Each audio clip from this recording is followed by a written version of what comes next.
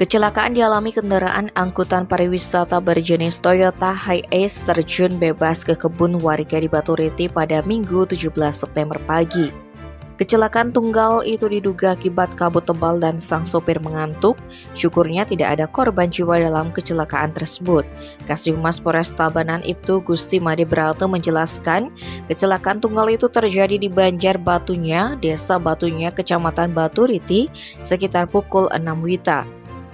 Kecelakaan tersebut bermula ketika Tomaso datang dari arah selatan melaju dengan kecepatan cukup tinggi menuju ke arah Singaraja.